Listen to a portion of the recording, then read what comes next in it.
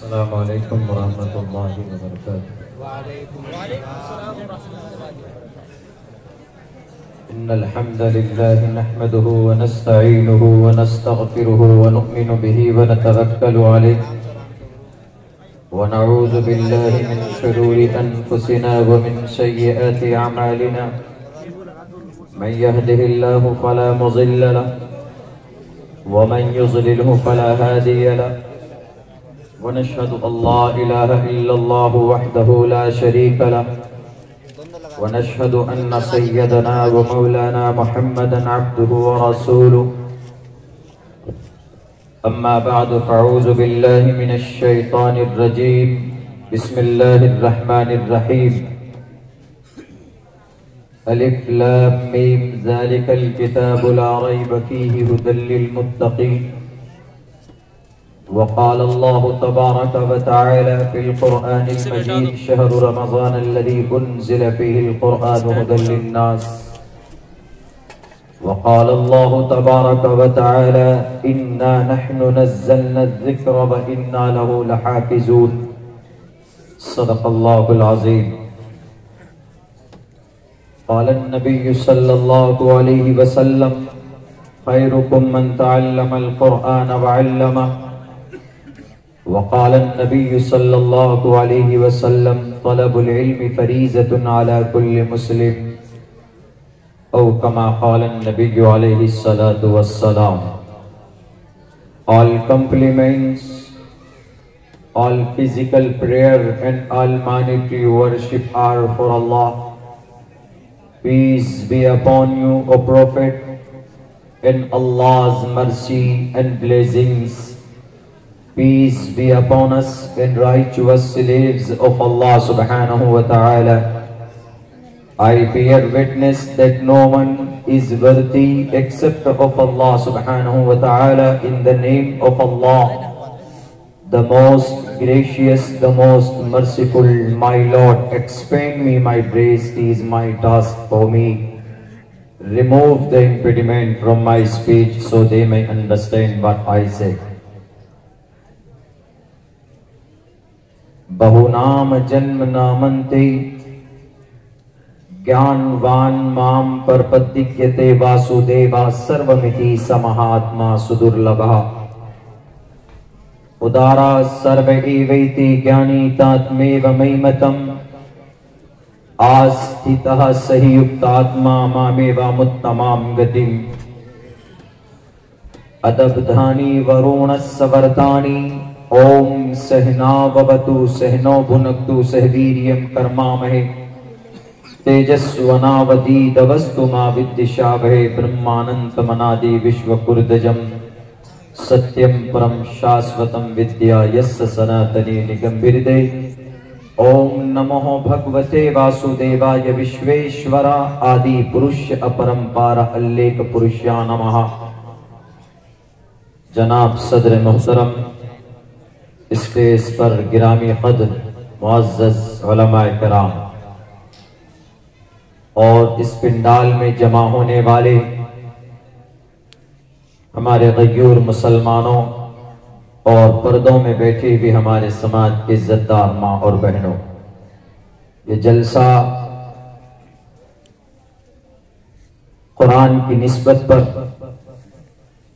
दस्तारे फजीलत के बैनर तले हम सब की हाजिरी हुई है।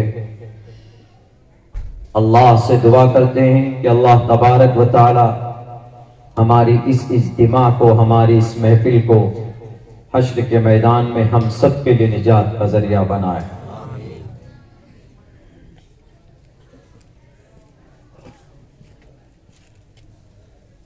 पूरी दुनिया के अंदर सबसे बेहतरीन निजाम और सिस्टम जिंदगी गुजारने का अगर किसी के पास है तो वो इस्लाम के पास है, मुसलमानों के पास है, और वो कुरान की शक्ल में हमारे पास मौजूद है। ये कुरान अल्लाह तबारक व तआला का फाइनल संविधान है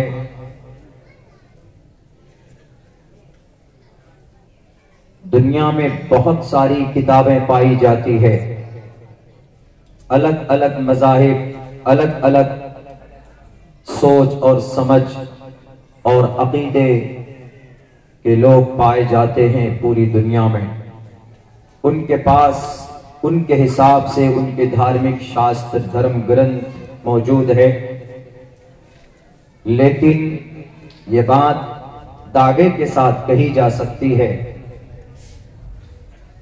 कि जो ग्रंथ और जो मोतबर और मुस्तनद और मोतमद कोई किताब इस जमीन पर मौजूद है तो वह कुरान करीम है।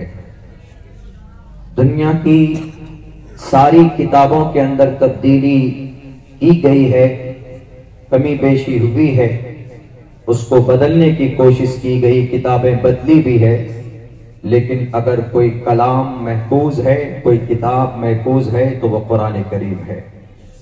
इसलिए कि दुनिया में और भी आसमानी किताबें हैं, मगर अल्लाह तबारक व तआला ने उन किताबों की हिफाजत अपने जिम्मे में नहीं रखा। कुरान ही एक ऐसी किताब है कि नाजिल करने के साथ साथ अल्लाह तबारक व तआला यूं कहता है, इन्ना नहनु नज़्ज़लना ज़िक्रा, हमने इस कुरान को नाजिल किया है और इस कुरान का मुहाफिज भी मैं ही हूं। इन्ना नहनु नज़्ज़लना ज़िक्रा व इन्ना लहु लहाफ़िज़ून। इस कुरान की हिफाजत अल्लाह करता है। यही वजह है कि 1458 साल गुजरने के बावजूद आज तक इस कुरान के अंदर जर्रा बराबर तब्दीली नहीं की गई, नहीं हो सकी है। बहुत कोशिशें की है, पूरी दुनिया के अंदर बातिल ताकतों ने मिलकर इस कुरान के मुसव्वदों को जलाने की कोशिश की, इस कुरान के अहकामात के अंदर तब्दीली की कोशिश की। वक्ती तौर पर जब उनका मकसद और जब वो कामयाब हो गए कुछ ही दिनों तक, लेकिन वो मिट गए, बदलने वाले मिट गए। कुरान को खत्म करने की साजिशें करने वालों का वजूद इस जमीन से मिट चुका, लेकिन आज तक यह कुरान मौजूद है। दुनिया में कोई किताब जुबानी याद नहीं की जा सकती, कोई भी किताब, लेकिन यह कुरान का मौजज़ा है कि 1 साल, 2 साल, 3 साल, बल्कि 6 महीने के अंदर भी इस कुरान को बड़ी आसानी के साथ समाज का, कौम का, समाज का छोटा 10-12 साल का बच्चा जुबानी याद कर लेता है और पूरी जिंदगी अपने सीने में महफूज करके रखता है। मुझे कोई बताए पूरी दुनिया में कोई ऐसी ग्रंथ है, ऐसी किताब है कि जिसको लोग जुबानी याद करते हैं और उसको पूरी जिंदगी याद रख पा रहे हो? नहीं की जा सकती। ये सिर्फ कुरान का मौजज़ा है। यही वजह है कि आज पूरी सिर्फ भारत के अंदर तकरीबन 8 लाख हुफ्फाज़ किराम पाए जाते हैं। सिर्फ हमारे इंडिया के अंदर, हमारे इस महान देश के अंदर 8 लाख हुफ्फाज़ किराम जो आपको खड़े होकर पूरे कुरान को सुना सकते हैं। इसीलिए ये पैगाम है दुनिया के उन लोगों के लिए जो हमारे कुरान को अलग निगाह से देखते हैं। यूरोप में बहुत से लोग, बहुत सारी ताकतें ऐसी बैठी हुई है मगरिबी कंट्री के अंदर कि इस कुरान को मिटा दिया जाए, इस कुरान के अहकामात के अंदर तब्दीली की जाए। कुरान के अल्फाज भी महफूज है और कुरान के मानी भी महफूज है। ऐसा नहीं कि अल्लाह सिर्फ कुरान के लफ्जों की हिफाजत करता है, उसके माने के अंदर तब्दीली हो सकती है, की जा सकती, इम्पॉसिबल है। यह अल्लाह का फरमान है, यह अल्लाह की किताब है। इंसानों के हाथ की लिखी हुई किताबों के अंदर तब्दीली की जा सकती है। जैसे हमारे भारत का संविधान है, इंडियन कॉन्स्टिट्यूशन है, आईन भारत है, इसके अंदर संशोधन किया जाता है। उसके प्रोसेस हैं कि पार्लियामेंट में एमपीज के जरिए से किसी कानून के अंदर संशोधन करना हो तो वोटिंग करते हैं, फिर वो राज्यसभा में पहुंचता है, उसके बाद फाइनली भारत का जो राष्ट्रपति होता है तो उनका लास्ट फाइनल सिग्नेचर होता है, दस्तखत होने के बाद तब वो कानून की शक्ल इख्तियार करके लोगों के सामने में फिर उसको इम्प्लीमेंट करते। इसमें पॉसिबल है, किया जा सकता है, क्योंकि संविधान इंसानों के हाथों के जरिए से 2 साल 11 महीने 8 दिन के अंदर ये संविधान तैयार किया गया, लेकिन कुरान में तब्दीली नहीं की जा सकती। क्यों? क्योंकि ये अल्लाह तबारक व तआला के हाथ की लिखी हुई किताब है। यहां तक कि अगर टोटल अंबिया भी मिलकर ये चाहते, अगर जनाबे मोहम्मद रसूलुल्लाह भी ये कोशिश करते कि मैं बदल दूं, पॉसिबल नहीं था। अल्लाह ने कुरान में कहा, वमा यंतिकु अनिल हवा इन हुवा इल्ला वह्यु यूहा। मोहम्मद रसूलुल्लाह भी या कोई नबी भी अपनी तरफ से कोई बात किसी को नहीं कुरान में आमेजिश करके लोगों के सामने पेश नहीं कर सकता, बल्कि रब की तरफ से जो वही की जाती है वही वो पैगाम लोगों तक पहुंचा पाते हैं। वो अपनी तरफ से कुछ नहीं कह सकते, बल्कि आज टोटल कुरान के मुफस्सिरीन और फुक़हाए मुहद्दिसीन अगर सब ऑल जस्टिस ऑफ इस्लाम सारे काजी और मुफ्तियान किराम एक प्लेटफॉर्म पर खड़े होकर अगर वो ये कहें कि हम कुरान के एक जबर को जेर में बदलना चाहते हैं या एक नुक्ते को खत्म करना चाहते हैं, नहीं कर सकते, उनके इख्तियार में नहीं है। क्यों? ला तब्दील लिकलिमातिल्लाह, अल्लाह के फैसले कभी बदला नहीं करते, कोई नहीं बदल सकता। जिहालत की वजह से, नासमझी की वजह से, इलिटरेसी की वजह से हम कुरान के अहकामात को न समझें, एलिगेशन से लगाएं, हो सकता है, लेकिन कुरान अल्लाह का कलाम है और इस कुरान में इंसानों को कैसे जिंदगी गुजारना बिताना है अल्लाह ने उसको बयान किया है।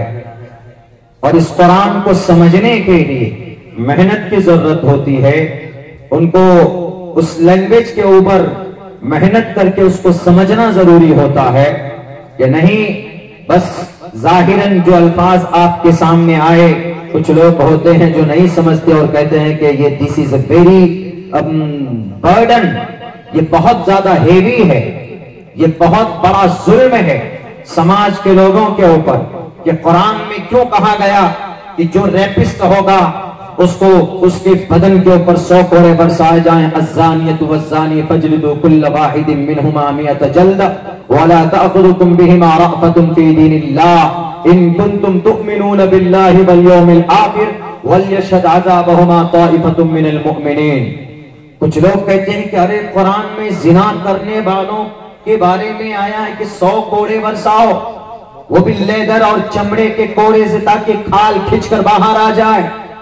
कुरान तो बड़ा अनायाज़ बिल्लाह जुल्म कर रहा है। कुछ लोग कहते हैं कि और भी हैं आदेश, अस्सारिक़ु वस्सारिक़तु फ़क़्तऊ ऐदियहुमा जज़ाअन बिमा कसबा, कि ये देखो अगर कोई चोर चोरी कर रहा है तो उसके हाथ काटने के ऑर्डर दिए गए हैं कुरान में। कितनी सख्ती है कुरान में, कुछ लोग नहीं समझते हैं। कुछ कहते हैं कि आपके कुरान में औरतों के हुकूक को सल्ब किया गया है, समाज की औरतों को आजादी नहीं दी गई है, समाज की औरतों को पर्दे में रखो, समाज की औरतों को घर के अंदर मुक़य्यद करके रखो। वक़र्न फ़ी बुयूतिकुन्न वला तबर्रजन तबर्रुजल जाहिलिय्यतिल ऊला। कुछ लोग ऐसा मानते हैं, हालांकि वो इन अहकामात के पीछे रब की क्या मसलहत है वो इस चीज को नहीं समझते हैं, वो इस चीज को नहीं मानते। अल्लाह मेड द वर्ल्ड, अल्लाह created us all mankind in this world. अल्लाह तबारक व तआला ने पूरी दुनिया के मानव को, इंसान को पैदा किया है। अल्लाह से बेहतर कोई नहीं जान सकता है कि इस जमीन के ऊपर इस्लाह का सबसे बेहतर तरीका क्या हो सकता है। वो अल्लाह ने कुरान में बताया है। हमें कुरान को पढ़ना होगा, समझना होगा, तभी हमें समझ में आएगा कि यकीनन इस कुरान का उद्देश्य क्या है, इस कुरान से कितना बड़ा इनकलाब आ सकता है। बहुत से लोग तो जाहिरी अल्फाज को लेकर कहते हैं कि देखिए मुसलमानों के पास जो ग्रंथ है, जो कुरान है, उसमें लूटो और खाओ और मारने की इजाजत दी गई है। फकुलू मिम्मा गनिमतुम, कुरान में कहा गया फकुलू मिम्मा गनिमतुम, लूटो और खाओ। कुरान में कहा गया या अय्युहन नबिय्यु हर्रिज़िल मुमिनीना अलल क़िताल, कि ए मोमिन, ए नबी, आप मुसलमानों को कत्ल पर उभारिए। कुछ जगहों के ऊपर कहा गया वअइद्दू लहुम मस्ततातुम मिन क़ुव्वा, कि दुश्मनों के खिलाफ तीर तलवार लेकर तैयार रहिए। देखिए मौलाना, आपके कुरान में 24 ऐसी ही आयतें हैं जिसके ऊपर भरपूर बहस कर सकते हैं कुछ लोग, हालांकि वो नहीं समझते हैं, सिर्फ 2-3 लफ्जों को उठाकर उसके जाहिरी मानों के ऊपर एलिगेशन लगाते हैं। मेरी कोशिश रहती है कि अपने प्रोग्राम में इन गलत फहमी का जवाब दे सकूं, उनको समझा सकूं कि आपको अगर कुरान समझना है तो हमारे उलमा के पास आइए। अगर आपको किसी आयत का मतलब समझ में नहीं आता है तो हमारे अकाबिर उलमा के पास आइए। हम लोग तो तालिबे इल्म हैं, मुझसे बड़ी बड़ी हस्तियां इस स्टेज पर बैठी हुई, इन अकाबिर के सामने मुझ जैसे तालिबे इल्म का बात करना ऐसे है जैसे कोई सूरज के सामने चिराग जलाने की कोशिश कर रहा। लेकिन फिर भी जो सबक पढ़ा है अपने अकाबिर के सामने वो पेश करने की कोशिश कर रहा हूं, समझाने की कोशिश करता हूं पूरी दुनिया के अंदर, पूरे भारत के अंदर घूम घूम कर। पहली बात तो ये कुरान, इसके अंदर रब कहता है वमा रब्बुका बिज़ल्लामिल लिल अबीद, अल्लाह अपने बंदे पर कभी जुल्म नहीं करता है। और ला युकल्लिफुल्लाहु नफ्सन इल्ला वुसअहा, किसी इंसान पर उसकी ताकत के विपरीत, ताकत के अलावा अल्लाह तबारक व तआला प्रेशर भी नहीं डालता कि नहीं इसके अंदर इतनी शक्ति नहीं है, उससे ज्यादा कुछ पेश कर दो, ऐसा नहीं है। रब जानता है इंसान बंदे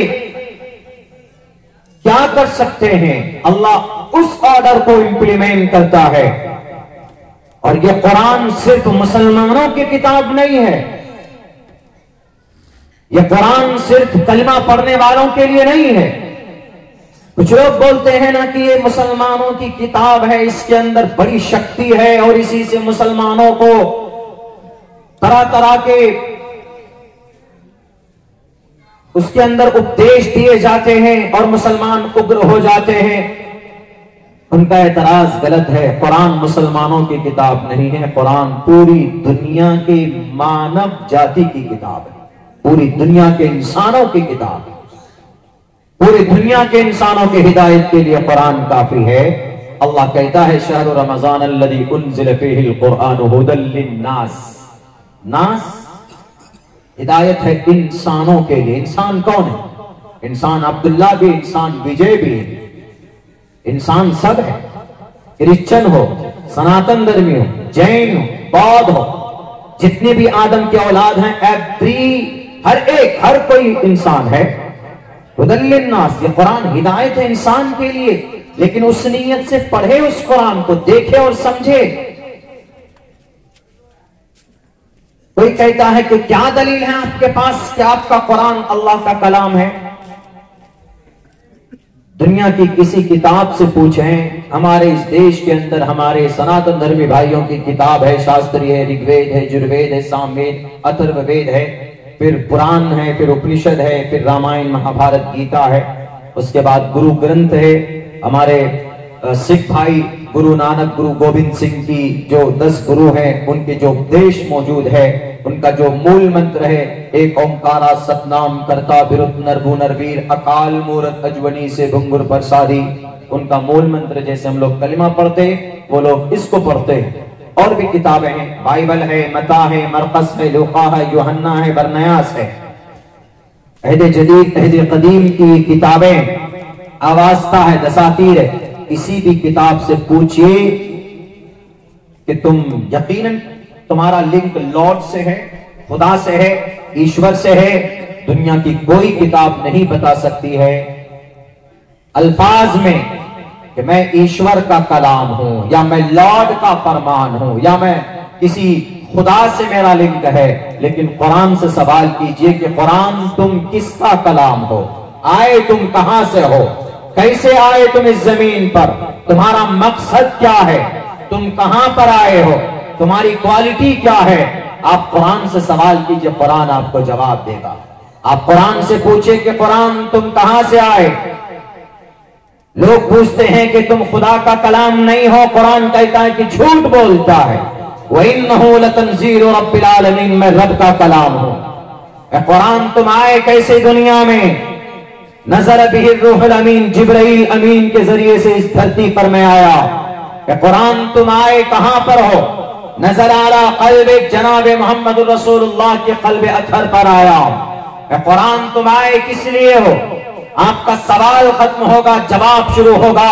शहरु रमज़ान अल्लज़ी उन्ज़िल फ़ीहिल क़ुरआन हुदल लिन्नास।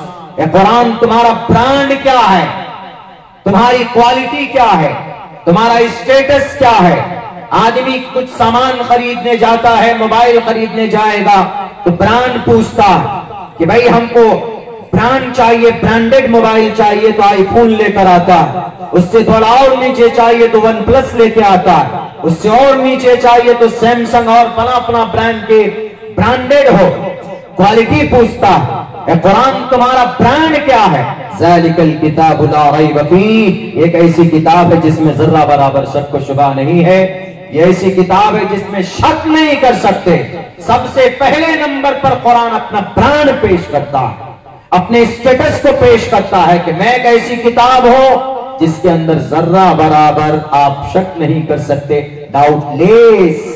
ये किताब, इसमें कोई शक नहीं है। लाओ कोई किताब ऐसी जो अपना इंट्रोडक्शन पेश करता हो, नहीं कर सकता, नहीं पेश कर सकता, लेकिन कुरान पेश कर सकता है। कुरान खुलकर कहता है। कुछ लोग कहते हैं कि मौलाना आप क्या जरूरत है ये मॉडर्न जमाने में, कुछ और आधुनिक जमाने में। कुरान 1450 साल पहले आया, इसको रख दीजिए, अब थोड़ा मॉडर्नाइज हो जाइए, अब थोड़ा तरक्की कर लीजिए। अब दुनिया के अंदर दुनिया कहां से कहां पहुंच गई है। उनका कहने का मतलब होता है कि आप लोग धर्म की बात, कुरान की बात, टोपी दाढ़ी की बात, मदरसे की बात, मस्जिद की बात क्यों करते हैं। दुनिया तरक्की करके आगे आ गई, आप लोग भी आगे बढ़िए। दुनिया के इंसानों, रब से बगावत करके तुम तरक्की नहीं कर सकते। जिस रब ने तुम्हें मनी के कतरे से पैदा किया है, इंसान बनाया है, लक़द खलक़नल इंसान फ़ी अहसनि तक़वीम, उस रब को भूलकर उससे बेहतर किसी का मार्गदर्शन नहीं हो सकता है। याद रखना, दुनिया के अंदर सारी तहजीबें बेकार है, लेकिन रब्बे जुल जलाल का बताया हुआ तरीका और तहजीब, उससे बेहतर निजाम दुनिया के अंदर नहीं। क्या कोई कुरान पढ़ता है तो कुरान पढ़ने के बाद क्या वो डॉक्टर नहीं बन सकता? क्या कोई कुरान पढ़ता है तो वो वैज्ञानिक नहीं बन सकता? क्या कोई मदरसे में पढ़ता है तो वो पायलट नहीं बन सकता? उठाइए, तारीख गवाह है। इस धरती के ऊपर 1923 के अंदर एक कॉन्फ्रेंस हुई थी, कहां? लंदन के अंदर। उस कॉन्फ्रेंस में एक डॉक्टर का नाम लिया जाता है और उसको दुनिया का सबसे बड़ा ओहदा दिया जाता है, डॉक्टरों का इमाम। सारे लोग हैरत की निगाह से देख रहे हैं कि ये आदमी डॉक्टरों का इमाम बना। कोई बड़ा चर्चा नहीं था उस फील्ड में, उनके फील्ड में, जब लेकिन डॉक्टरों का इमाम माना गया तो दुनिया हैरत ज़दा रह गई कि आखिर क्या वजह है कि भाई इतना बड़ा ओहदा इसको दिया गया। आज अगर किसी को सम्मानित किया जाता है देश में किसी बड़े रिवॉर्ड से, तो सारी दुनिया की निगाह उसकी तरफ होती। लेकिन जब उस शख्स को 1923 में लंदन के अंदर तिब्बी कांग्रेस कॉन्फ्रेंस में जब उनको ओहदा और सम्मान दिया गया तो पूरी दुनिया ने देखा कि यकीनन ये अच्छा है, ये सच्चा है। डॉक्टरों का इमाम अगर किसी ने दुनिया के अंदर किसी को माना गया तो उस शख्स का नाम अबू बकर मोहम्मद बिन ज़करिया राजी, जो कुरान करीम का जानकार था, जो कुरान पढ़ा लिखा था। दुनिया का आज सर्जन, बड़ा से बड़ा सर्जन जो सर्जरी करता है, उस सर्जरी के अंदर जो आलात इस्तेमाल किए जाते हैं वो किसी और का बनाया हुआ नहीं है, बल्कि कुरान करीम का एक बहुत बड़ा आशिक, उसका नाम यूरोप ने बदल दिया, लेकिन उसका रियल नाम अबुल कासिम अज़-ज़हरावी है। जो आज डॉक्टर लोग सर्जरी करते हैं तो उसके अंदर जो सीजर, प्लेट वगैरह वगैरह इस्तेमाल करते हैं, ये इसी अबुल कासिम अज़-ज़हरावी की इजाद है, जिसको आज अबुल कैस अल-बुबकीस के नाम से याद किया जाता। तारीख बताए, क्या कुरान पढ़ने वालों ने दुनिया में इनकलाब पैदा नहीं किया? उठाओ शेख हुसैन इब्न अली सीना की तारीख, आज इनकी किताब का गुलाम बना बैठा है लंदन के अंदर कैम्ब्रिज और ऑक्सफोर्ड यूनिवर्सिटी वाले, हार्वर्ड यूनिवर्सिटी वाले। अगर उनको एमबीबीएस के बाद एमडी के बच्चों को पढ़ाना है तो उनके पास एक ही किताब है अल कानून, जिसके अंदर the theory of medicine, theory of doctorate, कि बड़ा डॉक्टर कैसे बन सकता है, एक किताब पढ़ाई जाती है अल कानून। उस किताब को लिखने वाला कौन? शेख हुसैन इब्न अली सीना। 11 साल की उम्र में मदरसे में कुरान करीम को महफूज कर लिया था, हाफिज कुरान बन गए थे। ये तारीख रही है कि कुरान पढ़ने वाला सिर्फ हाफिज कुरान नहीं होता है। अरे इनका मर्तबा दुनिया में नहीं, कल कयामत में भी सबसे बड़ा होगा। सारे लोग परेशानी के आलम में मुब्तला होंगे, सारे लोग नफ्सी नफ्सी के आलम में मुब्तला होंगे, लेकिन एक हाफिज कुरान से कहा जाएगा इक़रा वरतक़ी। जैसे तुम दुनिया में कुरान पढ़ते थे, कुरान से मोहब्बत थी, कुरान के दोस्त बनते थे, ऐसे ही इस दुनिया के अंदर तुम कुरान पढ़ो यहाँ आखिरत में, और जन्नत के दरवाजे पर बुलंदी जन्नत पर चढ़ता जा, कुरान करीम पढ़ता जा। वो कहेगा कि अल्लाह मैं अकेले जाऊं नहीं, 10 आदमियों को अपने साथ ले लो, और जिन पर जहन्नुम वाजिब हो चुकी है उनको अपने साथ लेकर कुरान करीम पढ़ता जा और जन्नत के दरवाजे पर चढ़ता जा। आज जो बड़े बड़े ओहदों में दुनिया के अंदर आज उनको बड़ा ओहदा दिया जाता है जो किसी देश का पीएम हो, जो किसी देश का प्रदेश का सीएम हो, जो किसी दौलत का के अंबार पर बैठा हुआ, जो डीएम हो, मिनिस्टर हो, एमपी हो, एमएलए हो, उन्हीं को हम इज्जत देते हैं। लेकिन कल कयामत में अगर अमल ठीक नहीं होगा तो कान इनको मुर्गा बना दिया जाएगा, और सबसे ज्यादा इज्जत अगर किसी की होगी हश्र के मैदान में तो हाफिज कुरान की इज्जत होगी, वहां उनका सम्मान होगा। यह है कुरान की पाबंद। कुरान दुनिया के मसाइल का हल बताता है। मिसाल के तौर पर कुरान करीम के अंदर अल्लाह तबारक व तआला के जो अहकामात है, कुछ लोग जाहिरी शक्ल सूरत देखकर डर जाते हैं। जैसे मिसाल के तौर पर मैंने एक आयत का एक छोटा सा टुकड़ा पढ़ा है, फकुलू मिम्मा गनिमतुम। इसका तर्जमा पता क्या करते हैं? कुछ लोग कहते हैं कि लूटो और खाओ। कुछ लोग तो ये भी तर्जमा करते हैं कि भारत के मुसलमानों के लिए यह आयत है, इसमें यह लिखा है कि हिंदुओं का माल लूटो और खाओ। ये तर्जमा करते हैं, जो कि बिल्कुल गलत है। फकुलू खाओ मिम्मा गनिमतुम, गनीमत का माल। इसको समझने की जरूरत है। पहले जमाने में बादशाहों के बीच में लड़ाई होती थी, युद्ध आपस में। जैसे जनाब मोहम्मद रसूलुल्लाह सल्लल्लाहु अलैहि वसल्लम की जिंदगी में तकरीबन 27 जंगों में आप बजाते खुद शरीक हुए। जंगे बद्र है, जंगे उहद है, ग़ज़वे हुनैन है, ग़ज़वे तबूक है, ये सब। जैसे वहीं पर हमारे बिरादरान वतन, हमारे सनातन धर्मी भाइयों के यहाँ भी युद्ध हुए। महाभारत का मैदान है, रणभूमि है, जहाँ कौरव और पांडवों की लड़ाई।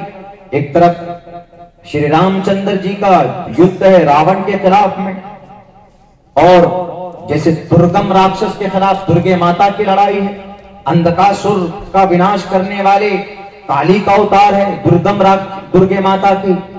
तो लड़ाई हमेशा हर जमाने में रही, आज भी होती है लड़ाई। जंग कहाँ नहीं होती? जंग होती है। जैसे हमारे भारत का अक्सर मुल्कों से होते रहता है, चाइना का अभी रशिया और यूक्रेन वार है, कहीं फलस्तीन और इसराइल की लड़ाई है। दो मुल्कों के बीच में लड़ाई होती है, जंग होती, और हर कोई चाहता है कि मैं फतह पा लूं, किसी तरह मैं जीत जाऊं। ये युद्ध का सिस्टम और निजाम है। लेकिन युद्ध का एक सिस्टम, कानून यह है कि आप लड़ने वालों के सामने, लड़ने वालों के बीच में लड़ाई कर सकते हैं, आम इंसान को नहीं मार सकते। कानून एक संविधान। अलबत्ता लड़ाई हमेशा से रही। अगर आज चाइना हम पर अटैक कर दे तो हमारे देश के प्राइम मिनिस्टर साहब सोए हुए नहीं रहेंगे, वो फौरन कहेंगे कि भाई अपने देश को बचाने के लिए लड़ाई करो, अपने हमारी देश की रक्षा के लिए। तो खैर, पहले जमाने में जब युद्ध और लड़ाई होती थी तो इसी बीच में जाहिर सी बात है कि रिजल्ट आउट होने के बाद उनमें से कोई एक ही जीतता था, एक बादशाह जीतता था, एक हारता था। तो हारे हुए बादशाह जो फरीक हार जाता मैदान कारजार में, तो उसका बचा हुआ टोटल उसकी प्रॉपर्टी, जो भी सामान है, घोड़े हैं या आलात हैं या वेपन्स है, बंदूक है, गोली है, बारूद है, जो कुछ भी है, तो जीतने वाले के हुआ करते थे।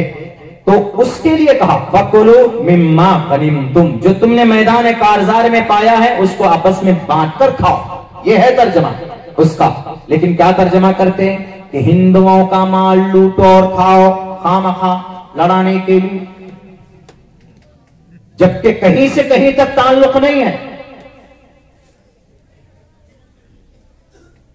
कुछ नौजवान थे, ट्रेन में पूछा जब हमने कहा कि इसका ये तर्जमा है असल गुरु, बॉस तुमको समझ में नहीं आता है तो पढ़ो। बोला we don't your explanation about your Quran, हम नहीं मानते आपके कुरान में जो एक्सप्लेनेशन है आपने जो किया। हमने कहा ठीक है, ये यजुर्वेद में एक मंत्र है, तुवम तूर्य तरुष्यतः सत्यम विभाजनी।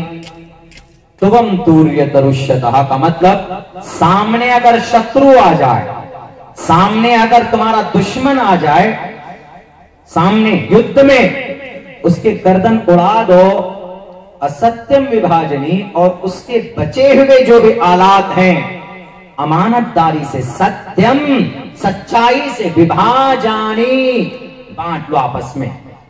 वेदों में भी है ये उपदेश। हमने कहा कि सिर्फ एतराज करने से नहीं चलेगा, पढ़ना पड़ेगा। इसीलिए कृष्ण जी ने कहा है श्रीमद् भगवद गीता के अंदर, बहुनाम जन्म नामन्ते ज्ञानवान माम परपद्यते वासुदेवा सर्वमिति स महात्मा सुदुर्लभा। इंसान महात्मा बनता है तालीम के जरिए से, इंसान महात्मा बनता है एजुकेशन के जरिए से, और तालीम से, ज्ञान से पता चलता है कि कौन सा काम करना है, कौन सा काम नहीं करना है। तस्मात् शास्त्रम प्रमाणम ते कार्य अकार्य व्यवस्थितो ज्ञात्वा शास्त्र विधानोक्तम कर्म कर्तुम अर्हसि। श्रीमद् भगवद गीता में कृष्ण जी ने कहा कि कौन सा काम करने लायक है, कौन सा काम नहीं करने लायक है। करने लायक वो है जिससे भारत के अंदर सब मिलजुल कर रहे, करने लायक वो काम नहीं है कि जिससे इंतशार पैदा हो, हिंदू मुसलमानों के बीच में नफरत हो। अकीदा अपनी जगह पर है, आप अपने अलग अलग ईश्वर, अलग अलग देवी देवताओं को मानते, हम आपके अकीदे का एहतराम करते हैं कि भाई आपका अकीदा है। हम आपके अकीदे को, हम ये नहीं कहेंगे कि you are going to the wrong way, लेकिन उसके बिल मुकाबिल में जो अच्छा रास्ता है वो हम आपके सामने में पेश कर सकते हैं, आपको हम बता सकते हैं शास्त्र की रोशनी में। जैसे हमारा कुरान कहता है अल्लाह एक है, एक ही अल्लाह पर ईमान और आस्था रखो। हम यही कहते हैं कि अगर एक अल्लाह को मानोगे तो जन्नत में जाओगे। जन्नत पाने के लिए एक ईश्वर का मानना और एक ईश्वर की बातों का मानना, दैट इज वेरी इंपॉर्टेंट। ये बात हम रख सकते हैं। और इस देश के अंदर आजादी दी है इस बात पर, अपने अपने मजहब पर अमल करने की आजादी दी है कि नहीं दी। उठाइए भारत के संविधान का दफा नंबर 15 के अंदर ये बात लिखी हुई, फ्रीडम, आजाद है, फ्रीडम ऑफ कॉन्शियंस। कोई भी इंसान अगर कुछ सोचता है अपने अकीदे या अपने मजहब के ताल्लुक से, उसको कोई बैन नहीं लगा सकता कि तुम क्यों सोच रहे हो, तुम्हारी सोचने पर पाबंदी। भारत का संविधान कहता है freedom of conscience and free profession, अकीदे की आजादी। कोई एक अल्लाह को मानता है तो आजाद है, कोई देवी देवताओं को मानता है, कोई विष्णु ब्रह्मा शिव को खुदा परमात्मा मानता है तो आजाद है, वो मान सकता है। कोई गुरु गोविंद सिंह और गुरु नानक को अपना सब कुछ मानता है, गुरु मानता है, मान सकता है। देश के कानून ने उसको इजाजत और परमिशन दी। कोई अमल के एतबार से भी freedom of conscience and free profession and practice. अमल के एतबार से कोई नमाज पढ़ता है तो आजादी है उसको, और कोई अगर पूजा करता है उसको भी आजादी है।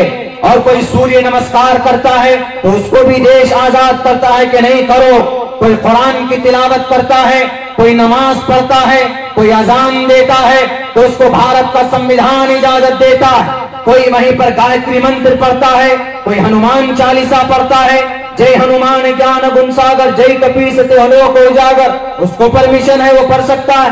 हमारे सिख भाई मूल मंत्र पढ़ते हैं, एक ओंकारा सतनाम करता बिरुद नरगु नरवीर अकाल मूरत अजवनी से भुंगुर प्रसादी, आजाद है, वो पढ़ सकता है।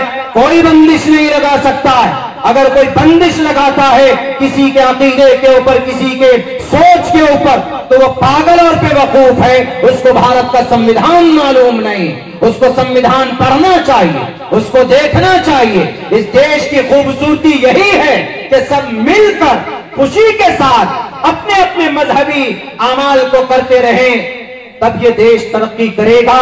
इस देश में नफरत की जो बातें करते हैं, जो बाजार गर्म करते हैं, वो काम अकार्य है, नहीं करने लायक है। कार्य अकार्य व्यवस्थितो ज्ञात्वा शास्त्र विधानोक्तम कर्म कर तुम हर हसी, यही बात हमारा कुरान भी कहता है। हमारा कुरान किसी को नुकसान नहीं पहुंचाता है, कुरान के अहकामात किसी को नुकसान नहीं देते हैं। अगर अभी इस वक्त हमारे देश में हर 45 सेकंड में एक बच्ची का रेप होता है, इज्जत लूटी जाती है, जिना के वारदात होते हैं हर 45 सेकंड में। बताइए, हमारे देश में एक बहुत पुराने लीडर हैं, किसी पार्टी के, अभी हयात हैं, उनसे किसी ने पूछा कि रेपिस्ट को क्या सजा मिलनी चाहिए, तो कुरान को उन्होंने कहा कि रेपिस्ट को शुड बी डेथ पेनल्टी, सजाए मौत मिलनी चाहिए। लेकिन किसी ने पूछा कि सर ये जिना से बचने का कोई वे है, कोई रास्ता है क्या? तो उन्होंने कहा क्या है, नो आइडिया, मुझे कोई पता, कुछ खबर नहीं इस बारे में। दुनिया की किताबों से पूछे कि रेप क्या है, सारी किताबें कहेंगी कि भाई गलत चीज है, बुरी बात है, बहुत बड़ा पाप है, जुर्म है। लेकिन इस गुनाह से बचने का कुरान में भी पूछिए तो कुरान भी साफ वाज़ेह लफ्जों में कहेगा कि भाई जिना बहुत गंदी चीज है, बहुत खराब चीज है, बहुत बड़ा पाप है, बहुत बड़ा जुर्म है। लेकिन दुनिया के तमाम थिंकर से, दुनिया के तमाम एक्सपर्ट से, दुनिया के तमाम शास्त्रों से पूछें कि जरा इस मुहलिक बीमारी से बचने का कोई रास्ता है तुम्हारे पास? कोई नहीं बता। लेकिन कुरान से पूछे कि कुरान तुम्हारे पास जिना से बचने का कोई रास्ता है क्या? कुरान कहेगा कि बिल्कुल है। कुरान बचने का पहले रास्ता बताता है, तब बाद में सजा देता है। कुरान चोरी से बचने का भी रास्ता बताता है, लेकिन जो नहीं बचता है तब अल्लाह कहता है अस्सारिक़ु वस्सारिक़त, अब हाथ काटो। कुरान जिना से बचने का रास्ता बताता है, आदमी नहीं बचता है, जबरदस्ती करता है, शरीयत के खिलाफ वर्जी करता है, तब कुरान कहता है अज़्ज़ानियतु वज़्ज़ानी फजलिदू कुल्ल वाहिदिन मिनहुमा मिअत जल्दा। अब कोरे बरसाओ। पहले बचने का, सुधारने का एक रास्ता है। जिना से बचने का क्या रास्ता है? जिना से बचने का रास्ता अल्लाह ने कई जगह पर कुरान करीम के अंदर बताया है कि जिना से बचने का रास्ता यह है कि जिना की शुरुआत कैसे होती है? मैसेजेस से, आंखें मिलती है अजनबी गैर महरमों से, उसके बाद फिर बात आगे बढ़ती है, इशारों में नंबर एक्सचेंज होते हैं, न्यू जनरेशन में मैसेजेस डिलीवर करते हैं, हेलो हाउ आर यू, ये सब शुरू होने के बाद में फिर गांव से बाहर मामला जाता है, फिर नाजायज संबंध बन जाते हैं, फिर वहीं पर ये इतना बड़ा खतरनाक गुनाह के मुर्तकिब होते हैं। लेकिन अल्लाह क्या कहता है, कुल लिल मुमिनीन यग़ुज़्ज़ू मिन अबसारिहिम, सबसे, मर्दों से भी, लड़कों से भी, लड़कियों से भी, कुल लिल मुमिनाति यग़ुज़्ज़न मिन अबसारिहिन, दोनों से कुरान कहता है, मर्द औरत दोनों से निगाहें नीची रखें आप। या अय्युहन नबिय्यु कुल लिअज़वाजिका व बनातिका व निसाइल मुमिनीना युदनीना अलैहिन्न मिन जलाबिबिहिन्न, ए नबी अपनी बीवी से, अपनी बेटियों से, अपनी मोहतरमाओं से कहो कि अपनी निगाह घूंघट कर ले नीचे। देखिए क्या तरीका है, जहां से जिना की शुरुआत हो सकती, अल्लाह वहीं मोहर लगाता। आज तो लोग कहते हैं कि नहीं, अगर कोई मुस्लिम लड़का किसी गैर मोमिन गैर मुस्लिम लड़की से शादी कर ले तो ये लव जिहाद है, उस पर बहुत बड़ा कानूनी कार्रवाई करते हैं कि बहुत बड़ा गुनाह किया है। अरे आप लव जिहाद बाद में बोलना, पहले इस्लाम क्या कहता है। इस्लाम, आप तो शादी हो जाती तब आप फतवे लगाते हैं उन पर, तब आप कहते हैं कि बहुत बड़ा जुर्म कर दिया लव जिहाद करके। जब निकाह कर लेता है वो, हालांकि निकाह नहीं हो सकता, जब वो शादी कर लेते हैं तब आप कहते हैं। हमारा कुरान पता है कब कहता है, जब उस लव जिहाद को की शुरुआत होती है, कब देखना, eye to eye, to talk with each other, messages deliver करना, उसी दिन से कुरान कहता है कि दिस इज बैड थिंग, देख नहीं सकते तुम। किसी भी गैर मोमिन लड़के का गैर मोमिना लड़के के साथ, मोमिन लड़के का गैर मोमिना लड़की के साथ में निकाह नहीं हो सकता, ये शरीयत का फरमान है। आप क्या, कुरान पहले ही ऑर्डर दे चुका है और कुरान बचने का रास्ता बताता। आप तो बचने के रास्ते नहीं बताते, आप तो और प्रूफ देते हैं कि तुमको नाजायज संबंध बनाना है, जायज है, लिव इन रिलेशन में रहो, बिना निकाह के लिव इन रिलेशन हराम है, हराम। जिना से यह समाज भर जाएगा। अगर आप शादी के बगैर कहेंगे कि तुम रिश्ते बनाओ तो पता है रिजल्ट क्या आएगा। दिल्ली और मुंबई के अंदर रिजल्ट पेश किया जा चुका है। जब बिना शादी के लड़की लड़के का संबंध होगा, कोई बर्डन, कोई परेशानी नहीं, और जब दोनों में से किसी एक का मन भरेगा, खूबसूरत नाम दिया गया क्या, हमारा ब्रेकअप हो गया। ब्रेकअप पता किसको बोलते, बेवफाई को ब्रेकअप बोलते। पट्टी लगा देने से खूबसूरत खूबसूरत नहीं होता, ब्रेकअप हो गया। उनमें से कोई एक ज्यादा पागल होता है, उसके बाद कहता है अच्छा केक डे हमारे साथ मनाया, फ्रेंडशिप डे हमारे साथ मनाया, हैप्पी न्यू ईयर हमारे साथ मनाया, वैलेंटाइंस डे हमने मनाया, अब तुम किसी और के साथ में तुम अपना रिश्ता बनाने के लिए चले, तो इसीलिए एक दिन कौन सा डे मनाता, एक दिन मौत डे भी मना लेता, एक दूसरे का मर्डर कर देता। इसीलिए कुरान कहता है कि इन रिश्तों को बंद करो, नाजायज और हराम है, देखना भी पाप है। समाज की किसी बच्चे को, मुस्लिम लड़का मोमिन लड़की को देखने की परमिशन नहीं है, तो गैर मोमिन तो दूर की बात है जनाब। अगर जिना से बचना है तो अपनी निगाहों की हिफाजत करें, अगर जिना से बचना है तो बेपर्दा होकर समाज से बाहर न जाएं। वक़र्न फी बुयूतिकुन्न वला तबर्रजन तबर्रुजल जाहिलिय्यतिल ऊला। अगर कोई पर्दे को नहीं मानता है, शरीयत को नहीं मानता है, फिर भी अगर समाज से शरीयत से उठकर अगर नाजायज संबंध बनाता है, तब कुरान कहता है कि पकड़ कर लाओ दोनों को। अब उनको ज़ानियत व ज़ानी फजलिदू कुल्ल वाहिदिन मिनहुमा मियत जल्दा, अब उनको सजा दी जाए। और फिर ऐसे नहीं, बल्कि उनको पहले समझाया गया है कि तुम आपस में ताल्लुकात मत बनाना, तुम एक दूसरे की आंखों में आंखें डालकर मत देखना, तुम एक दूसरे के साथ संपर्क में मत आना बिना बिना निकाह किए हुए। लेकिन नहीं माने तुमने शरीयत और रब के साथ तुमने बगावत किया, समाज की अच्छाई को तुमने तार तार किया है। इसीलिए अल्लाह तबारक व तआला कहता है कि ये दोनों के दोनों मुजरिम है, पकड़कर सामने लाओ। अज़्ज़ानियतु वज़्ज़ानी फजलिदू कुल्ल वाहिदिन मिनहुमा मियत जल्दा, 100 कोड़े बरसाओ, उनके खाल खींच दो, और कोई रियायत नहीं होनी चाहिए। जैसे आज अगर कोई मिनिस्टर का बेटा है, अगर कोई जुर्म करेगा तो उसके ऊपर FIR नहीं होता, लेकिन कुरान कहता है कि नहीं, अगर कोई मिनिस्टर का बेटा भी जिना करता है तो उसको भी सजा दी जाए। वला ताखुदुकुम बिहिमा राफतुन फी दीनिल्लाह, कोई रियायत नहीं होनी चाहिए। और सुनो, बंद कमरे में सजा मत दो, बल्कि समाज के बीच में सजा दो। वलियशहद अज़ाबहुमा ताइफतुम मिनल मोमिनीन, ताकि कल चलकर कोई जवान समाज की किसी बेटी की इज्जत व आबरू के ऊपर हाथ न डाले। ये मसलिहत है और ये तरीका सिर्फ कुरान बताता है। कुरान में जो भी अहकामात हैं वो माशरे की इस्लाह के लिए सबसे बेहतर है, इंसान उस पर अमल तो करे। कुरान में अल्लाह ने यूं ही नहीं कहा कि हुदल लिन्नास।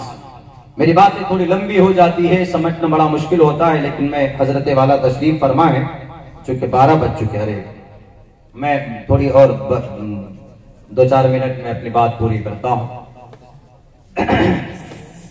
देखिए असल में थोड़ी बंदिश रहती है कि भाई टाइम की कमी है, वरना मन तो यही करता है कि भाई बहुत अच्छी बातें, अगर एक एक मसले पर हमारे उलमा बात करें तो 5-5 घंटे कम पड़ सकते हैं। तो हम तो फिर भी वैसे भी तालिब इल्म है, लेकिन समाज को बताना जरूरी है। देखिए एक बात मैं बताऊं, हमारे कुरान के ताल्लुक से, हमारी शरीयत के ताल्लुक से बहुत सारी गलत फहमियां, इसको दूर करने की बड़ी सख्त जरूरत है, बड़ी सख्त जरूरत है। मिसाल के तौर पर तलाक ले लीजिए।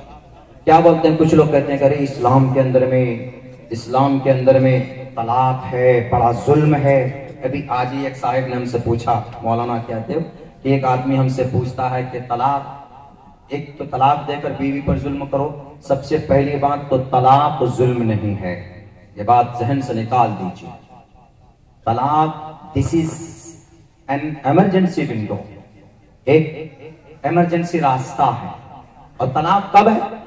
ऐसे नहीं कि बीवी में, हस्बैंड वाइफ में थोड़ी बहुत ऊंच नीच हुई तो 1 तलाक 2 तलाक 3 तलाक, तो यकीनन ये गलत है, ऐसा नहीं है।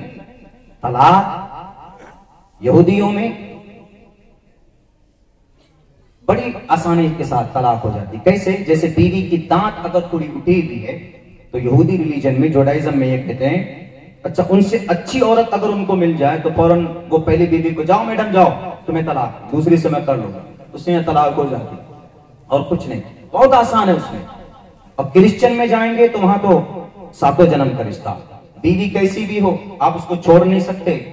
अगर वो आपको मार मार कर सर फोड़ दे बीवी आगे, या आपके हाथ में हथकड़ी डालकर रात भर पिलर में बांध दे, बिल्कुल जल्लाद बीवी आ जाए आपके सामने, तो भी आपको उसको बर्दाश्त करना पड़ेगा, उसको नहीं छोड़, आप तलाक ही नहीं दे सकते। क्रिश्चियनिटीज में तलाक का कॉन्सेप्ट ही नहीं है, बस 7 जन्म का रिश्ता निभाना है। इस्लाम इन दोनों के बीच में रास्ता निकालता है कि भाई शादी होने के बाद 1 साल बाद या 2 साल बाद 3 साल बाद मामला ठीक ठाक नहीं चल रहा है, लड़ाई हो रही है, मिजाज नहीं मिल पा रहा है, कपड़े भी खुद धो रहे हैं, सब कुछ मतलब सब खुद कर रहे हैं, और फिर वैसे भी झगड़े होते रहते हैं। तो ऐसी सूरत में कुरान ने तरीका बताया है, पहले भाई सुधार की कोशिश करो। नहीं समझ में आता है तो समाज के 2-4 आदमी को बिठाओ, हकम बनाओ, बात सुधर जाए, समझ में आ जाए तो ठीक ठाक, नहीं तो रजामंदी से आपस में जो तलाक का बेटर तरीका है, जो तलाक का सबसे अच्छा तरीका है, एकदम डायरेक्ट नहीं, 1 2 3 नहीं, पहले एक तलाक दीजिए, फिर एक टाइम मिलता है, फिर वक्फा मिलता है। और तलाक एक ऐसा खतरनाक वर्ड है, अच्छी जो बिगड़े हुए रिश्ते होते हैं वो सुधर जाते हैं। अरे नहीं भाई, तलाक, एक तलाक मुझे मिल चुकी है, अभी ऑप्शन है तलाक डायरेक्ट नहीं, बल्कि अच्छा जो बेहतर तरीका उलमा से पूछिए, वो बताएंगे आपको। तो उसके बाद फिर आप, जब नहीं मामला सुधरता है तो आपस में रजामंदी से फिर अलग हो सकते हैं, तब है। इसको हम ऐसे समझाते हैं कि आप ट्रेन में हैं, ट्रेन में आप सफर कर रहे हैं, अचानक आग लग जाए तो क्या करेंगे, कैसे निकलेंगे? वहां एक ऑप्शन है, 20 डब्बे में स्लीपर हो या एसी हो, आपातकालीन खिड़की होती है, उसको हमेशा नहीं खोलते। जब आदमी की जान खतरे में हो जाए तो फौरन उस आपातकालीन खिड़की को तोड़कर आदमी बाहर निकलता है। तलाक वही है आपकी जिंदगी में। तो तलाक जुल्म नहीं है, तलाक एक इमरजेंसी विंडो है। आप निकलना चाहते हैं इससे, मामला ऐसा नहीं कि शादी में बन गए तो 7 जन्म का सुहाहा, 7 जन्म तक रहिए, बीवी कुछ भी करे या शौहर जुल्म ज्यादती बीवी के ऊपर कर रहा है, ऐसा नहीं है। Islam is the best religion to the entire world. खामखा समझ में नहीं आता, नहीं जनाब तलाक जुल्म है, तलाक जुल्म है। क्या लिखता है हजरत? अगर कोई अच्छा किसी का कोई हक मारता, अरे आप उसी के, हाँ, फकलू मिम्मा गनिमतुम, उसके बारे में जो बात थी, तो वो तो हमने पूरी बयान ही कर दी और बात आ गई है सामने कि कुरान करीम के अंदर में खैर ऐसा कोई फरमान नहीं है जो उसके बारे में जो कहा गया।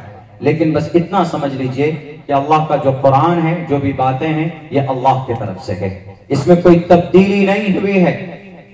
जो हमारे मदरसों में ये सिस्टम आज भी है और मरते कयामत तक ये सिस्टम, ये निजाम रहेगा। हम शरीयत की बात इसलिए करते हैं, हम कुरान की बात इसलिए करते हैं क्योंकि ये दुनिया का सबसे खूबसूरत और बेहतरीन निजाम है। दुनिया वालों, हम तो प्राइम मिनिस्टर साहब से भी गुजारिश करते हैं कि अगर आपको जिना के वारदात खत्म करना हो तो 1 साल के लिए आप यूं कहिए कि इस्लामिक सिस्टम को नाफिज किया जाए। 1 साल के लिए आप 1 साल के लिए इस्लामिक सिस्टम को नाफिज कर दीजिए। जिना जहां 45 सेकंड में 1 जिना होता है, वो 45 दिन में 1 जिना होगा। आप 1 मर्तबा करके तो देखिए, इंशाअल्लाह इस देश के अंदर भी देखिए कितनी सुधार जिना के ताल्लुक से हो जाती, शराब के ताल्लुक से। शराब की कितनी मखालफत कुरान में है। आज कहते हैं कि नहीं जनाब, आपके कुरान में औरतों का हक छीन लिया है, पर्दे के अंदर में डाल देते हैं बीवियों को, बच्चियों को बुर्के के अंदर में। वो सांस कैसे लेंगी? कोरोना ने समझाया कि सांस कैसे लेना है। कोरोना जो समझ में नहीं आ रहा था, कोरोना या समझा दिया। हम लोग कहते थे हाथ धो, सुन्नत रसूल है। कुछ लोग बोलते थे कि वी डोंट फॉलो योर सुन्नत योर रसूल, द मोहम्मद रसूलुल्लाह मेथड। हम नहीं मानते आपके नबी को, हम क्यों हाथ धोएं? हम कहते थे भाई हाथ धोने में बहुत सवाब है, हम तो सवाब की नीयत से करते थे, लेकिन कोई मसलियत होती जरूर है। मैं हमेशा कहता हूं नबी की सुन्नत के अंदर मसलिहत, अल्लाह के हुक्म के अंदर मसलिहत है।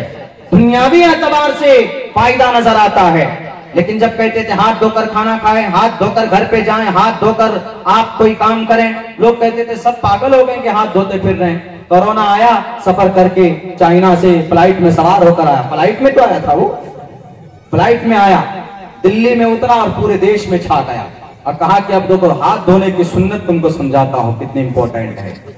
तुम लोग नहीं समझते थे, मैं समझाता हूं। अब हर कोई हाथ धोता, पानी ना मिले तो हैंड सैनिटाइज यूज करता है, पॉकेट में बैग में रखे हुए।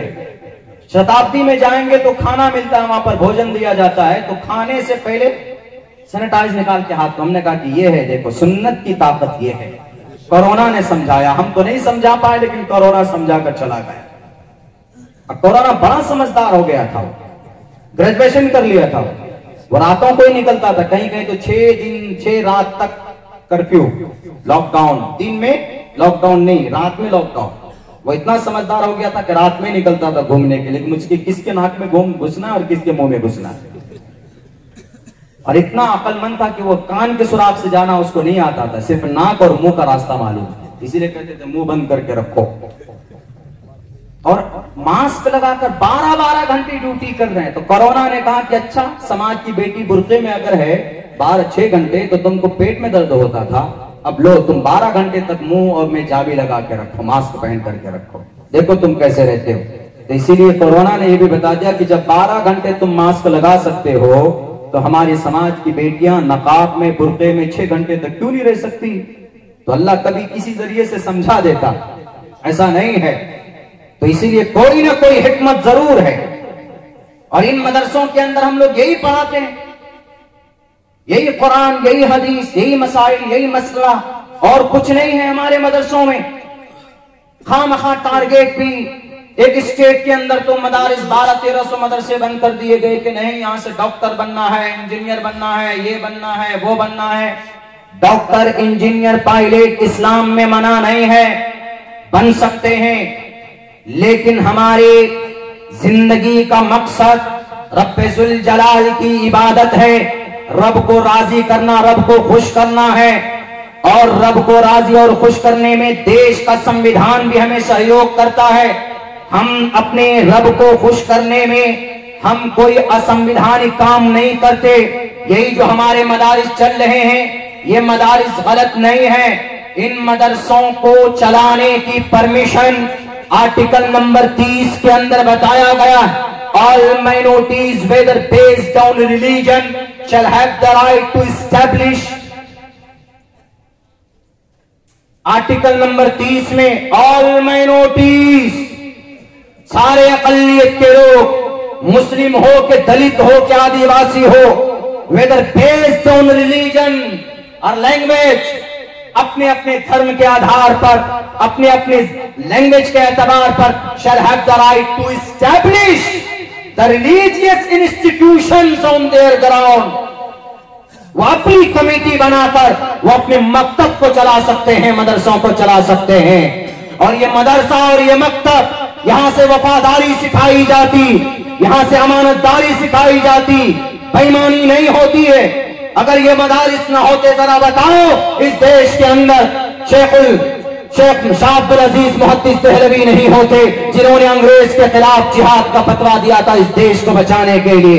अगर ये मदारिस ना होते तो शाह हाजी इमदादुल्लाह मुहाजिर मक्की ना होते, अगर ये मदारिस ना होते मौलाना कासिम नानोतवी ना होते, अगर ये मदारिस ना होते मौलाना अब्दुल रशीद गंगोही ना होते, अगर ये मदारिस ना होते तो हाजी मौलाना शेखुल हिंद रहमतुल्लाह अलैह ना होते, अगर ये मदारिस ना होते तो मौलाना कासिम नानोतवी की जो कुर्बानी अंग्रेज के खिलाफ वो ना होते।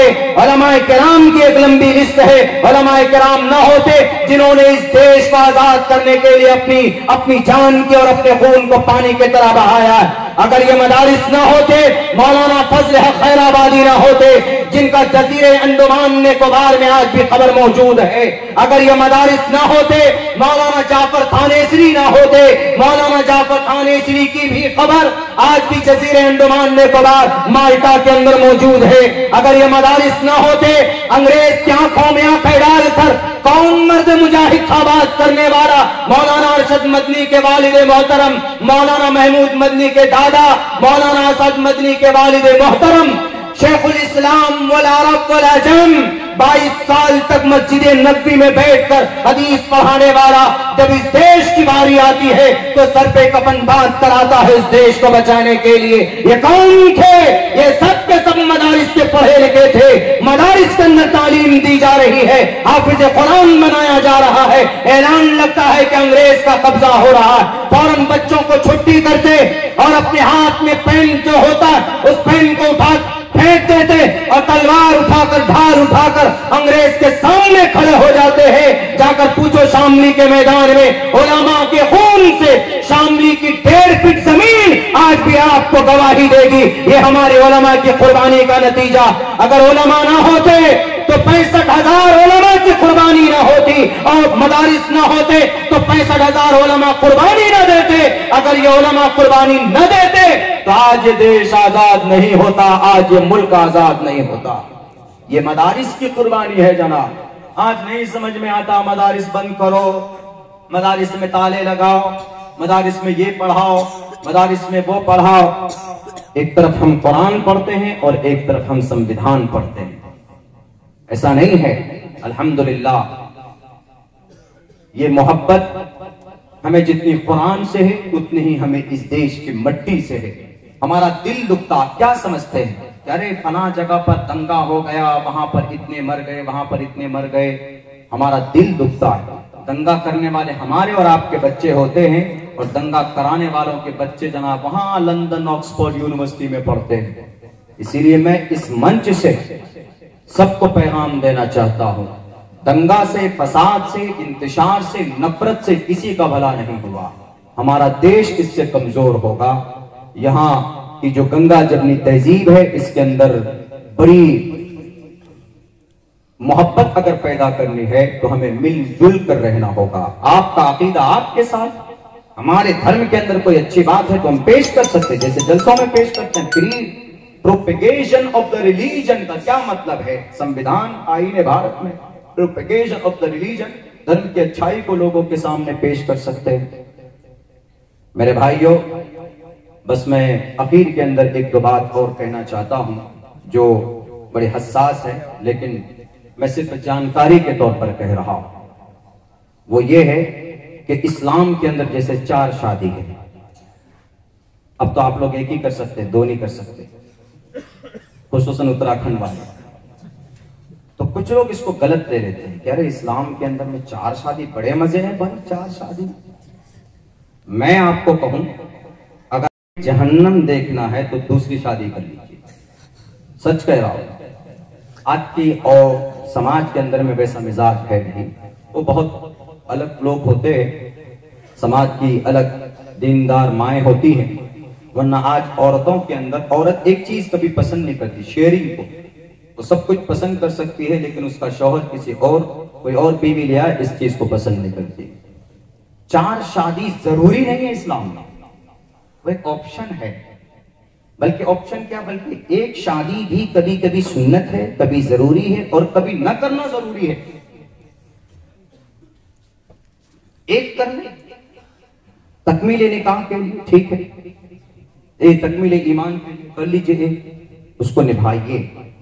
लेकिन अगर कोई कहता है कि अरे फन के हो मा ताबलकुम मिनन निसाई मसना व सुलास व रुबा, कुरान में है चार शादी, तो चार शादी मनुस्मृति में एक मंत्र में है, पुत्रः कृष्णाम जिनिश्चयाम चपूर वजहा, छोटी बीवी का बेटा बड़ा हो, बड़ी बीवी का बेटा छोटा हो, तो दोनों के बीच में संपत्ति कैसे बांटेंगे? तो पता चला कि दो बीवी वहां पर थी।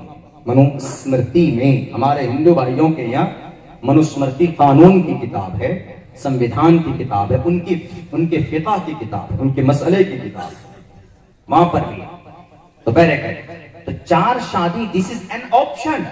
अगर एक पहली शादी की बीवी को कैंसर, अल्लाह ना करे किसी की बीवी को कैंसर हो जाए या मुहलिक बीमारी से जूझ रही है, अब वो शौहर की जरूरत पूरी नहीं कर सकती, अब वो बेचारा क्या करेगा? नाजायज संबंध तो बना नहीं सकता अपनी जरूरत पूरी करने के लिए, तो उसको इस्लाम कहता है कि ऐसी सूरत में तुम दूसरी शादी कर सकते हो। या अगर पहली शादी की औलाद नहीं है, ऐसी सूरत में क्या करेंगे? ऐसी सूरत में ये कहेंगे कि भाई आप तुम एक काम करो, तुम दूसरी शादी कर लो। पहली बीवी 5 है, औलाद नहीं है, 10 साल तक का इंतजार देकर सारी ट्रीटमेंट करा ली लेकिन सक्सेस नहीं हुआ, ऐसी सूरत में चलो भाई दूसरी शादी कर लो। एक ऑप्शन है। आप सर्वे करिए, देखिए पूरे भारत के अंदर मेरे ख्याल से 10% आदमी आपको ऐसे मिलेंगे जिनकी 2 शादी हुई है। उनमें से कम 90% आदमी ऐसा है जो बस वही जानता है कि वो सुबह नाश्ता करता है कि नहीं करता है। बेचारा मार्केट भी जाएगा, अच्छा उस डाइन के पास थे तो वहीं चाय पीना जाओ, गाड़ियों में रातें गुजारता है, कौन परेशानी मोल लेने के लिए जाए? तो खैर जरूरी नहीं है, इंपॉर्टेंट नहीं है, उसको इंपॉर्टेंट समझते हैं लोग, ये जरूरी नहीं, इंपॉर्टेंट नहीं। उसके बाद वही तलाक का मामला है। तलाक ये जुल्म नहीं है, ये बचने का एक रास्ता अल्लाह तबारक व तआला ने बयान किया है, और किसी मौलाना की तरफ से नहीं, किसी आलिम की तरफ से नहीं। आज जो मीडिया वाले बैठकर मौलानाओं ने ये बंदिश लगा रखी थी, मौलानाओं ने ये कानून लगाया हुआ था, अरे मौलाना सिर्फ इतना कर सकता है कि कुरान में हदीस में जो बातें हैं शरीयत में वो लोगों के सामने पेश कर सकता है, उसको अपनी तरफ से कोई बात कहने का अधिकार नहीं है, उसको परमिशन नहीं है, उसको इजाजत नहीं है, वो नहीं कह सकता। और एक चीज कुरान में हमारा क्या है कि कुरान में यह है कि अगर लड़की है, समाज की बेटी है, तो उसको आधा हिस्सा मिलेगा। दुनिया के लोग कहते हैं कि अरे आप तो बड़ी औरत की फजीलत की बात करते हैं, इस्लाम में औरत ने इस्लाम के अंदर औरत को बड़ा सम्मान दिया गया, लेकिन जब मटेरियल और जब माल बंटने का नंबर आता है तो वहां 50% देते हो और लड़के को 100% देते हैं आप। गलत फहमी है, ये किसी मौलाना की तकसीम नहीं है, ये कुरान की तकसीम है, नस्से कतई है कि बीवी बेटी को आधा हिस्सा और बेटे को एक हिस्सा। क्यों जी? बज़ाहिर ऐसा लग रहा है कि यकीनन भेदभाव रेसलिज्म है, लेकिन अल्लाह ने ऐसा क्यों किया? आप मुफस्सिरीन बताते हैं कि मंशा क्या? मंशा यह है कि लड़की जब जवान होने तक, शादी होने तक किसके जिम्मे में है? बाप के जिम्मे में। उसका बाप उसको खर्च देता है, भाई उसको खर्च दे देते हैं, उसको कोई टेंशन ही नहीं है। जब जवान होने के बाद शादी हो जाती है तो वो किसके जिम्मे में आ जाती है? शौहर के उसमें आ जाती है। अब शौहर टोटल खर्च उसका बर्दाश्त करेगा, सब कुछ, नान नप्पा उसके जिम्मे, छत देना उसके जिम्मे, खाना पीना कपड़ा, एवरीथिंग विल अरेंज शौहर, उसका शौहर सब कुछ अरेंज करेगा।